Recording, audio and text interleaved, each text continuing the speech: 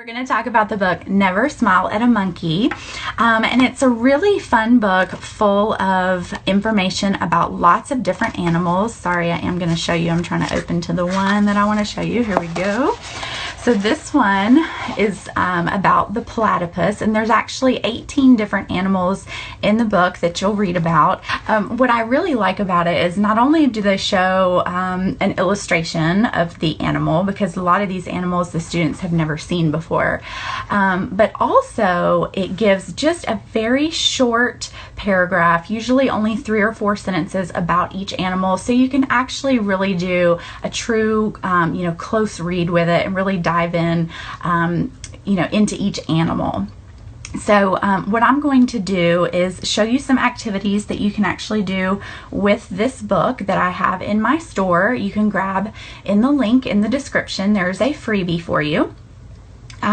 So for this one, I'm just going to read so that you get an idea of the first activity. Never pet a platypus. This peculiar looking animal appears harmless, even comical, as it waddles about. The platypus, however, is the only poisonous mammal. It has venomous spurs on its hind legs, and it can give you a very painful jab. So each of these animals are dangerous in some way, obviously. So you're going to be talking about that as a commonality throughout, but you're going to be talking specifically about what each animal has that is dangerous.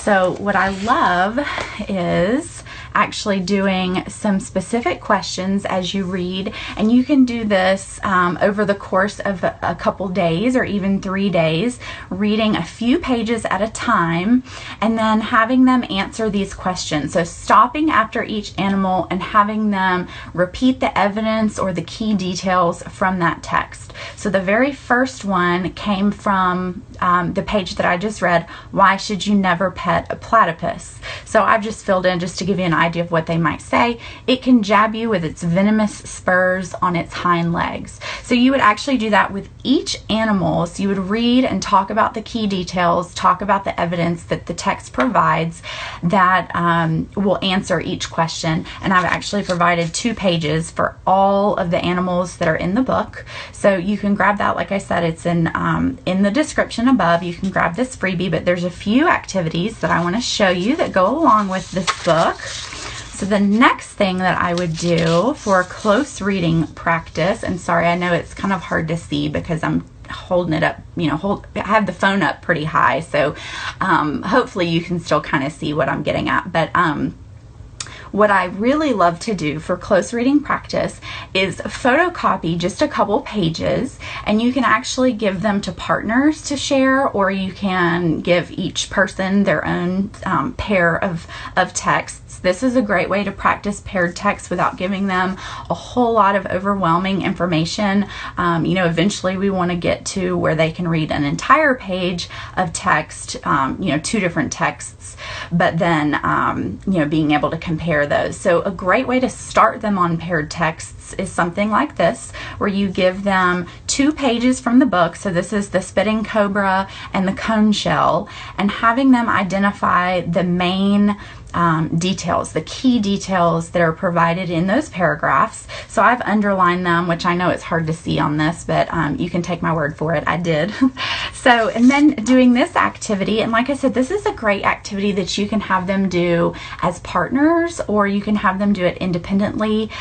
Definitely, I would do it together first if they've never seen this, but this is one of those great activities that later on you can release them and they can do this kind of stuff on their own. I actually really love doing this in guided reading as well. So this activity that's provided in the freebie, they'll actually provide two animals, and you will want to pick those animals based on commonalities that they have.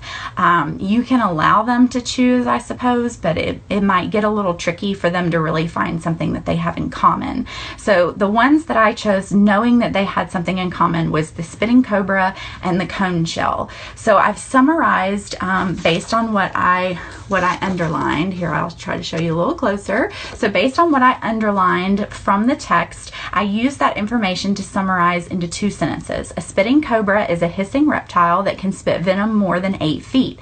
Its poison causes pain and blindness.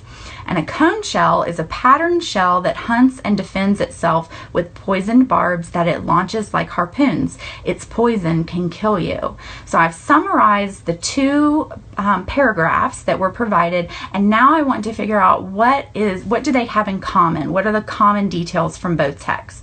Well, both defend itself with poison, and both can also shoot out its poison, which is actually why I chose those two to compare, whether the students knew it or not. That's what I picked for.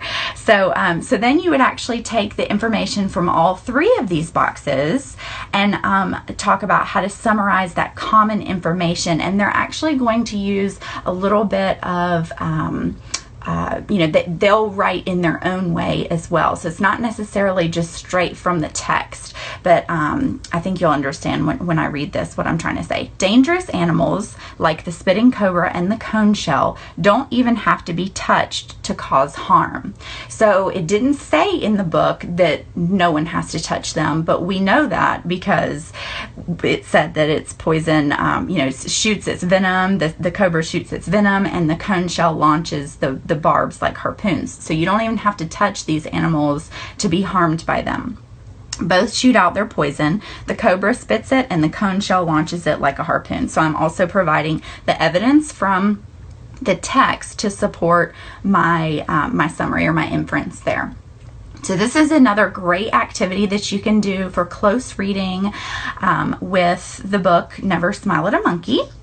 And then last, of course, I'm sure you know where I'm going with this one. You'll want students to research a dangerous animal and write their own paragraph about that animal. Now, what I really love about this activity is that they're not just researching and writing whatever information they find. We want to use the style of Steve Jenkins. So this goes right along with all of our practice with mentor sentences and writing with that nonfiction craft style. So in the book, you'll notice that he uses a lot of alliteration. Never bother a blue-ringed octopus. Never touch a tang. Never smile at a monkey is the only one actually that doesn't have alliteration. I'm not even going to try to say that. Never corner a cassowary, I think. Never caress an electric caterpillar. And then within here I'll show you this one. Within the text, he also uses alliteration. So this colorful caterpillar, he uses those double C's there. There's another, the spitting cobra that we've already talked about, if you come across this hooded hissing reptile. So I try to really show them that craft as we read as well, and then remind them of that alliteration when we come back to it. So when they write, I also want them to use that same style of Steve Jenkins. So this would be my example. Never squeeze a scorpion. So we're using that alliteration, squeeze and scorpion. And then I'm also going to pull that alliteration into my paragraph.